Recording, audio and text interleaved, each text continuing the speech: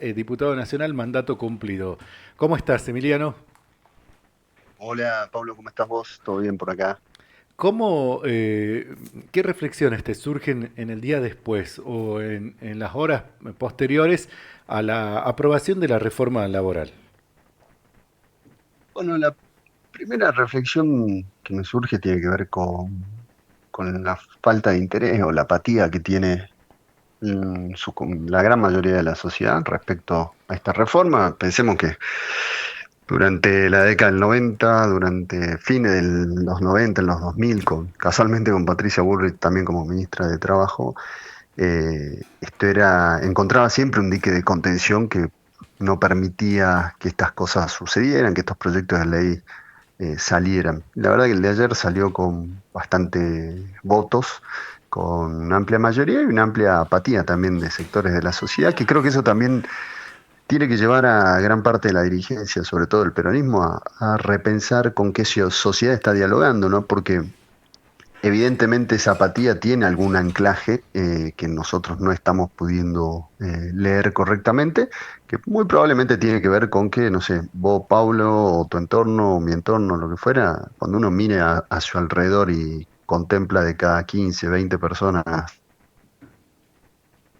de dependencia, y entonces eso se combina con, bueno, con una situación de hartazgo, de malestar que creo yo que se originó en la pospandemia, que hace que a la gente le importe muy poco lo que le vaya a suceder al otro o lo que le suceda al mercado laboral, porque dice, bueno, total, yo no estoy adentro de ese mercado laboral.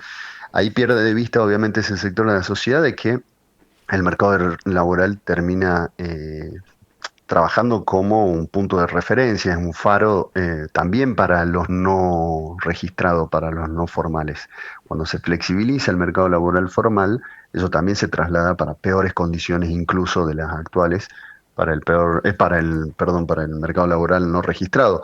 Pero bueno, a mí lo que más me llamó la atención fue eso, la falta de empatía o la apatía por parte de la sociedad, decir, bueno, hagan lo que quieran con el mercado laboral.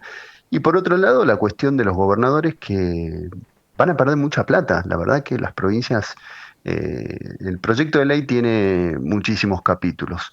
Uno de los capítulos tenía que ver con reformas impositivas. Dentro de esas reformas impositivas Ujú. habían 20 reformas impositivas. Una de esas reformas impositivas era el cambio de alícuotas del impuesto a la ganancia para las grandes empresas que bajaba esa alícuota. Bueno, eso fue lo que los gobernadores lograron negociar, decir, che, saquen este capítulo, este artículo, perdón, que era el 191, pero el resto de los artículos que tocaban cuestiones impositivas se aprobaron ayer.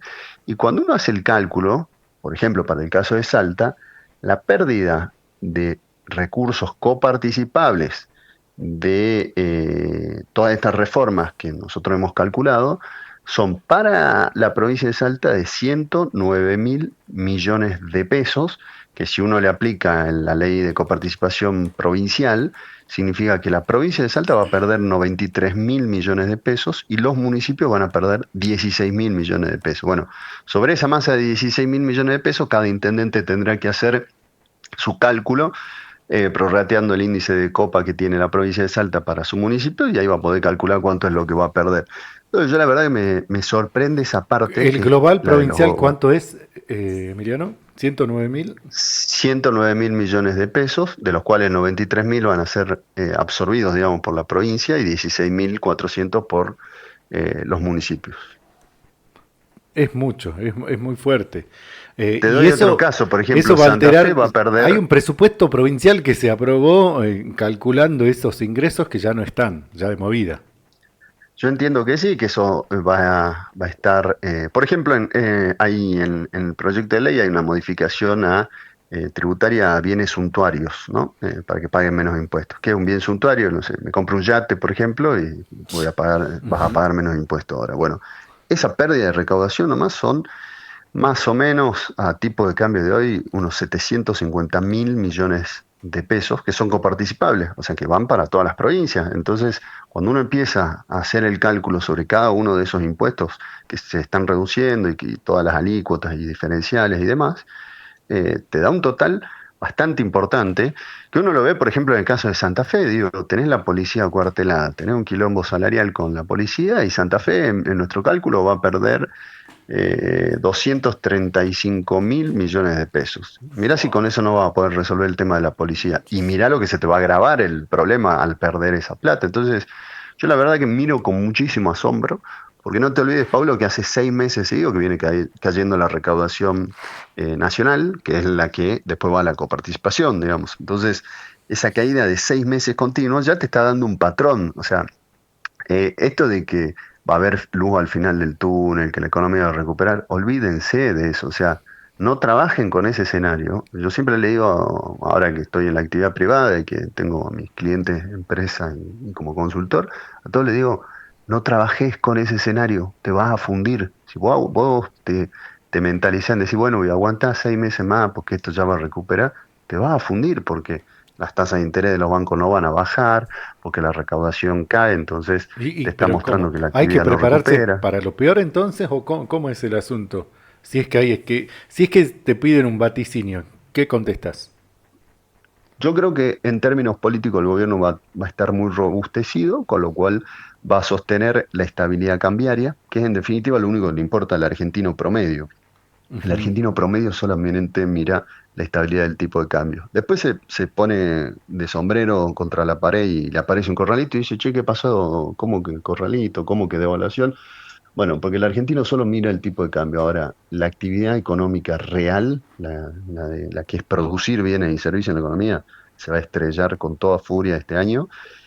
Y si uno se pone a ver, por ejemplo, la cadena de pagos, ¿qué es la cadena de pago para el que nos está escuchando? Bueno, yo soy, por ejemplo, auspiciante de Infinito, entonces le pago una pauta publicitaria a la radio. El dueño de la radio con esa plata le paga a Paulo Ávila en un sueldo, por ejemplo. Bueno, yo soy empresa y soy auspiciante. Me doy vuelta y tengo un cliente al que le vendí fiado, me dio un cheque y cuando voy al banco el cheque me rebota, me doy vuelta yo, rebota el cheque en Infinito, el dueño de Infinito se da vuelta, le rebota y dice a Pablo Ávila, che, no tengo para pagarte. Esa es la cadena de pago. Cuando uno mira los datos de septiembre a octubre, noviembre, se está triplicando la cantidad de cheques rechazados. Es decir, que estamos yendo a un proceso muy, muy complejo en lo que tiene que ver con la economía real, no la que te relata Caputo y las boludeces esas que hablan en la tele nacional. La real, real, está por el subsuelo. Y bueno, si no, fíjense lo que está pasando en Salta, digamos, pérdida de puesto de trabajo. En el caso de Vaca Muerta ya está destruyendo más trabajo del que viene generando. Entonces, vamos camino a Me llamó la una atención colisión de economía real. la postura de una senadora de Neuquén, eh, digamos, perteneciente a un frente provincial, podríamos decir en términos políticos, podría ser un paralelo de Rollón. Sin embargo, ella con planteamientos muy firmes, ¿no? A diferencia de la votación de Salta, de la representación de Salta. ¿Qué opinas de eso? ¿Qué análisis haces de la votación de Rollón? ¿Hay un error de comprensión en el gobierno actual? ¿O por qué están actuando como actúan? ¿Qué implica la colaboración del oficialismo provincial con Nación si la realidad indica otra cuestión? ¿Es una mala lectura o qué hay? Yo la verdad no entiendo el posicionamiento político de la provincia, me tiene bastante desorientado porque cuando uno mira la representación electoral, naturalmente que el 100% de los salteños no está de acuerdo con mi ley. Uno mira la representación institucional del Congreso y está representado el 100% de mi ley. O sea, los 10 legisladores nacionales que tiene Salta, 7 diputados y 3 senadores, los 10 votan con mi ley. Eso es bastante particular y No no refleja se da en otros lo que casos. pasa en Salta, claro. Eso por un lado. Por el otro lado, eh, yo no, hoy la verdad que con honestidad intelectual uno no la puede criticar a Rollón, porque Rollón siempre fue esto, digamos, siempre Tal cual. planteó esta visión. En definitiva, quienes habrán, digamos, errado el tiro serán quienes creyeron que iba a ser oposición a Milei, que un poco nuestra discusión interna, si se quiere, dentro del PJ, tiene que ver con esto, o sea, aquellos compañeros que estaban en el partido y que decían no, que no puede venir la intervención, que esto, que el otro, y uno pone esto y dice, ¿se dan cuenta por qué ustedes no representan absolutamente nada del peronismo? Y como yo digo, digamos, vos podés perder o ganar una elección, lo que vos no podés cambiar es rifarlo al partido en función de si perdiste o ganaste una elección. Yo creo que los partidos se constituyen para tener principios, objetivos e ideas y sostenerlas, porque naturalmente esto va a tener un transcurso de giro, digo, eh, Milei puede estar 4, 8 o 12 años con Karina, no sé, digamos, pero tarde o temprano va a volver el peronismo, entonces a mí me parece que lo que hay que hacer es poder construir una alternativa que hoy no está, eso es cierto, digamos, y el peronismo no enamora, no tiene una dirigencia que puede interpelar a la agenda que quiere discutir la sociedad. Me parece que ese es el La estrategia principal no es fortaleza. especulativa, porque bueno, muchos dicen, no, la estrategia peronista es no frenar a Milei porque es difícil, digamos, ir contra la opinión pública favorable y que en todo caso la opinión pública favorable haga la experiencia. Pero la experiencia es crudísima. No es solo inflación, desocupación, es una ruptura del tejido social, es crudísima y la pagan los que menos tienen. Pero claro, o sea, nosotros venimos.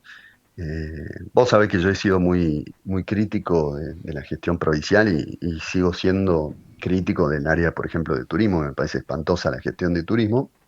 Ahora, la realidad que vive Salta en el turismo es en un 70-80% es culpa de mi ley, digamos. Entonces, lo que yo digo, sin embargo, yo cuando hablo en privado, muchos todavía empresarios del sector, ahora le cargan las culpas al gobernador y la verdad que yo, eh, digo, con honestidad intelectual le digo, muchachos, esto es tipo de cambio atrasado, esto es una economía que se encareció en dólares, esto es haber hecho lo que han hecho con aerolíneas, un vuelo a Salta si lo sacás con 2 semanas de anticipación, te puede costar 800.000 pesos.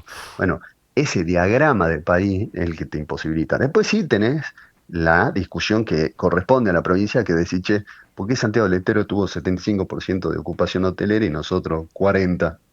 ¿Por qué Jujuy te ganó? ¿Por qué te ganó Tucumán? Bueno, ahí sí es gestión. Eso es una muy mala gestión del área de turismo. Pero la realidad es que lo que vos decís, digo, esta experiencia termina siendo crudísima porque vamos al sector del turismo. El turismo es una política de Estado desde Roberto Romero para acá, ideando el teleférico, digamos. De ahí para acá viene siendo una política de Estado. Bueno, esa política de Estado llevó 30 años de construcción de infraestructura hotelera, gastronómica, circuitos turísticos, etcétera. Todo eso va a quedar reventado. ¿Cuánto creen ustedes que pueden aguantar los dueños de los hoteles si tienen esta ocupación hotelera? Ponele que aguanten y no se fundan. Vos vas a pasar la periodo Milei, porque venís de una pandemia, ahora viene el tema este de Milei, te van a pasar 8 o 10 años que los hoteles no te van a haber cambiado los colchones, las alfombras, los televisores, etcétera, etcétera, etcétera, y eso hace que la infraestructura se venga a pique. Y entonces, mientras tanto, vos en Jujuy tenés, no sé, cadenas hoteleras que se están instalando porque Jujuy recién ahora está empezando a crecer en términos turísticos, y entonces en los próximos años, lo que vos tenés como proyección es que Jujuy te va a pasar por encima porque va a tener mejor infraestructura. Jujuy Bueno, que hoy eso tiene un ex ministro de turismo salteño trabajando para ellos.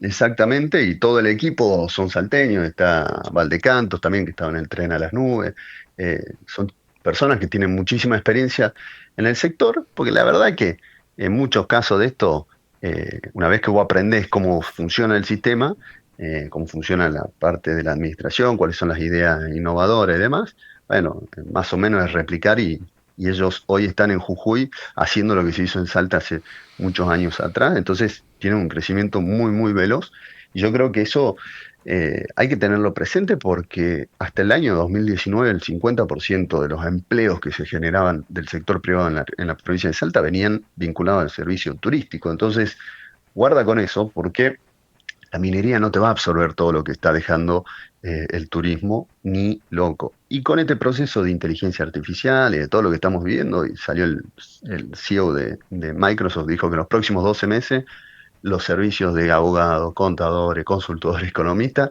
nos quedamos sin laburo. Dice, todo eso pasa a estar automatizado. Bueno, lo único que vas a poder seguir ofreciendo es el servicio humano que tiene vinculación con el turismo. Entonces, hoy el turismo es la joya de la abuela que hay que cuidar en la provincia de Salta, pero es muy difícil con un gobierno nacional como el que está actualmente en la Argentina. Es complicado el panorama. Y bueno, y en el plano local también se está planteando, digamos, como parte de la agenda, el regreso a un viejo sistema de votación, ¿no? Y llama la atención porque va por ahí la línea política de la dirigencia de Salta, de la dirigencia provincial. Un proyecto de la corporación bodeguera y un proyecto de la corporación política. En el segundo, el retorno a la ley de lemas. ¿Qué análisis haces?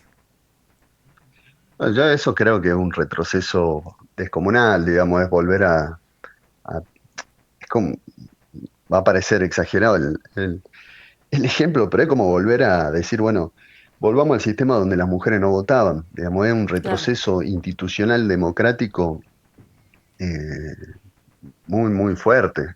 Yo creo que eso, pero además creo que no va a tener, digamos, mi lectura sobre eso es que este año va a pasar inadvertido, obviamente la ley va a salir por un tubo, no va a haber oposición ni nada, pero creo que la sociedad el año que viene, cuando se dé cuenta de cómo que hay ley de lema otra vez, y empiece a entender de qué se trata la ley de lema, porque si salimos a la calle el 80% ni escuchó alguna vez esa palabra. Tal cual. Entonces, creo que entre eso y la sociedad salteña está muy despolitizada de la política local. Sí sabe quién es Adorni, sabe quién es Caputo, quién es este, el otro, pero vos le preguntás quién es, no sé, el ministro de algún área, no tiene idea, la gran mayoría. O quién es el presidente de la Cámara de Diputados, cosas por el estilo. La gente está muy desconectada de eso. No obstante, hay algo que para mí sí tiene capilaridad en la gente y tuvo, digamos, capilaridad, que fue la idea de que en Salta solo hay dos mandatos para los gobernadores. De la reforma constitucional, creo yo que lo único que le quedó como dato de esa reforma fue eso. Y creo que el año que viene, cuando se haga eh, bueno, ley de lema y se intente ir por un tercer mandato, creo que la sociedad le va a pasar factura, va a haber una reacción de decir, no, para cómo, si le habían dicho que eran dos mandatos. Y en un contexto de una sociedad que está muy anticasta y muy antipolítica, yo creo que es un grave riesgo lo que están por encarar, digamos, el camino que están por encarar. Por otro lado, creo que eh, en la elección de Hernán Cornejo, perdón, de Roberto Romero contra Ulloa, había ley de lemas. No sé si ustedes se acuerdan, en el año 91, Claro, sí, eh, sí. que de hecho es casi que una movida también que hace el peronismo en ese momento. Y Ulloa le ganó al peronismo solito. Yo me acuerdo, era muy, muy chico, yo tenía 5 o 6 años, pero mi papá me acuerdo que había estado trabajando para el CHAR, que era la interna, digamos, en ese momento. Era uno de los lemas, digamos, del peronismo. Sí, de los Y sublemas. Arnaldo Echar, exactamente, uno de los sublemas. Y yo me acuerdo tengo la imagen del cuarto oscuro, eran 70 boletas del peronismo y una del Partido Renovador.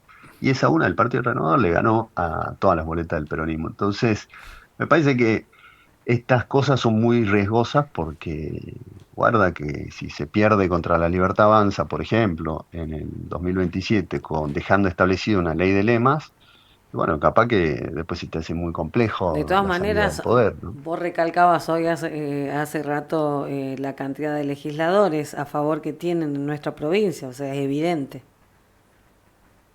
Totalmente, acá va a salir la ley, no, yo no tengo ninguna duda, creo que eso, pero creo que eso está muy desconectado de la sociedad.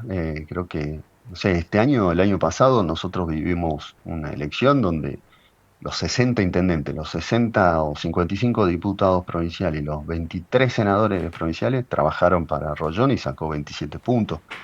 Me parece que ya no hay forma de, con el aparato y con las leyes electorales, condicionar el voto, y me parece que es un riesgo bastante grande el que se arma. Y por otro lado, yo pienso, ¿no? De cara al año que viene, no sé cómo lo ven ustedes, pero nosotros teníamos una proyección de que la Libertad Avanza iba a andar cerca de los 40 puntos en octubre, se dio parecido a lo que habíamos visto. Si uno mira la elección en la ¿Por qué cree que hay capital, la apoyo para Libertad Avanza saca 142.000 votos y el gobernador en el año 2023, llevándolo a Emiliano Durán y a Betina Romero, que ya básicamente era una ley de lema eso, Ujú. pero nada más que hacia abajo, saca 132.000 votos. Es decir, que la Libertad Avanza ahora sacó 10.000 votos más de lo que había sacado el oficialismo en ese momento, con todos el aparato, los dos candidatos más fuertes a intendente y demás. Y entonces mi mirada de cara al 27 tiene que ver con decir, che, con el diario de hoy, si mañana Milei se estrola con la economía, que es muy probable, pierde Trump en noviembre en Estados Unidos y entonces le sueltan la mano. Hago un paréntesis acá. Cavallo siempre cuenta que él en el 2001 defoltea la Argentina y termina con el corralito Sí, por un vencimiento de 1.500 millones de dólares. Nada, era muy poca plata. Y dice que termina en default porque le dejan de atender el teléfono en Estados Unidos porque había sido el 11 de septiembre el atentado a las Torres Gemelas. Y dice, ah, Estados Unidos se convirtió en un quilombo y no me atendía nadie el teléfono y terminé defaulteando por esa poca plata. Bueno, hay cosas de ese estilo que influyen mucho. Entonces yo creo que si en noviembre pierde Trump y se arma un quilombo en Estados Unidos y dice, bueno, o sea, que Milei, después te atiendo a vos, bueno, se empieza a generar otro escenario. No obstante, con el diario de hoy yo que veo una Libertad Avanza que está consolidada en 40 puntos, que ha absorbido gran parte de ese electorado que alguna vez fue del Partido Renovador, que fue de Cambiemos y demás, hasta pero a que la lo izquierda tiene. se había ido en algún momento en Salta. Exactamente, hoy yo lo veo muy consolidado, esos 40 puntos. Entonces, la discusión es sobre el 60 restante. Y ahí yo creo que el peronismo en todas sus vertientes está arriba de los 20 puntos, porque, digo, si sumáramos Leavi y Urtubey en esta última elección, tenés 22 puntos. Cuando hace la sumatoria en el 23, estás en 25 puntos también, digo, en la Sí, candidatura a gobernador. Yo creo que eso va a estar también. Y entonces ahí sí veo un escenario y creo que es lo que está leyendo el oficialismo. Dice, che, el peronismo en el año 2025, tanto en la provincial como en la nacional, no hizo buenas elecciones, pero fueron suficientes para que pierda el oficialismo provincial. Tanto en mayo, Guido Yacosa saca 7 puntos y Sáenz pierde por 6 puntos contra la Libertad Avanza. En octubre, la lista nacional de Fuerza Patria saca 14 puntos y Rollón pierde contra Orozco por 14 puntos. O sea que hay una linealidad en esa división del voto anti-Milei. Y yo creo que ahí es donde está apuntando el oficialismo de decir, che, si la Libertad Avanza me saca 40 puntos, ¿cómo hago para juntar más de 40 puntos? Bueno, vamos a una ley de lema. Sí, bueno, el tema es que a vos te queda el peronismo por afuera, pudiendo sacar entre 15 y 20 puntos, con lo cual ya entras en una zona de riesgo muy, muy grande, me parece a mí. Y bueno, después está la izquierda, que te saca 5 puntos siempre, con lo cual se hace muy difícil pensar cómo juntan más de 40 puntos si es que la Libertad Avanza no se cae en Salta, ¿no? claro. Godoy dijo que incluso la reforma, la ley de lemas, es para ir en un mismo frente con Sainz. Y uno piensa, no es descabellado. Es perfectamente posible si uno tiene en cuenta no lo que se dice, sino lo que efectivamente ocurre, lo que hacen la Libertad Avanza y Sainz, el pedido de Sainz a Santilli y a Karina Milei de que dejen de atacarlo, las insólitas o descontextualizadas, descolgadas, declaraciones en torno al PJ en Buenos Aires que no hace acá, las referencias a Cristina sin que Cristina forme parte de la problemática de Salta o del país incluso, es llamativo, ¿no? Es como que sí, es posible esto de que formen parte de un mismo frente. ¿Lo ves posible vos? Yo no lo veo posible no por falta de voluntad del oficialismo provincial, sino por una postura de la Libertad Avanza, digamos. Recordemos que la Libertad Avanza en Salta no es frente, es partido. Y ese partido es quien era antes Salta Somos Todos. Se le cambió el nombre y ese partido hoy puede salir solo y se llama la Libertad Avanza. No necesita constituir frente. Y ahí es donde creo yo que está la llave del manejo, digamos. Creo que eso fue lo que pasó el año pasado en mayo y en octubre. En mayo le habían pedido a la Casa Rosada que no participe de las elecciones provinciales de la Libertad Avanza y participó con Roque Cornejo, candidato a senador. En octubre le habían pedido que Emilia no fuera candidata a senadora, fue la candidata a senadora. Entonces, si yo proyecto lo que pasó el año pasado hacia adelante, digo, bueno, ¿por qué cambiaría de cara al 2027? Digo, la Libertad Avanza le plantó candidato a Valdés en Corriente el año pasado, ¿se acuerdan que Sí. Valdés quedó muy caliente con eso? Van por Macri. En el Cuando caso uno del ve Chaco así, es el único caso, bueno, Chaco y en Entre Ríos podríamos decir que también, tampoco lo confrontan, pero en el resto es como que sí, quieren tener la fuerza propia. Totalmente, digo, en Entre Ríos Frigerio le entregó directamente las candidaturas de senadores, o sea, no puso directamente candidato a senador. Entonces fue un acuerdo de sometimiento absoluto. Total. Y hay un detalle no menor que es que Milei laburó en Economía y Regiones, que era la consultora de Rogelio Frigerio, con lo cual hay una relación personal, digamos, con Milei preexistente. Bueno, pero lo de acá es Pero peor. Lo de acá es como que, en primera instancia, una estafa política al electorado. Y en segunda instancia, una eficaz estrategia para favorecer a Milei. 10 de 10 tiene Milei en Salta. 10 de 10. exactamente, sí, acá en Salta es un caso muy, muy particular. La política terminó siendo algo muy particular en Salta, digamos, esta idea de que los 60 intendentes tienen que ser oficialistas, no existe en ninguna provincia. Uno se va a Jujuy, que estaba Morales, que era un tipo bravo de mano dura, y tenía intendentes opositores. No sé, Formosa, Gildo, intendente de la capital, fue alguna vez intendente opositor. Se ha transformado en algo muy particular lo que pasa en Salta, pero no obstante eso, yo creo que la Libertad Avanza el año que viene va a plantear su candidato a gobernador. No veo por qué iría a un sublema con Sáenz, digamos, si lo que le garpa a la Libertad Avanza hoy es tanto el sello como su marcada oposición al oficialismo provincial, a lo que ellos denominan la casta y toda la historia. Yo creo, digamos, con el diario del lunes veremos qué pasa, pero con el diario de hoy yo creo que va a estar muy complicada la elección del año que viene para el oficialismo.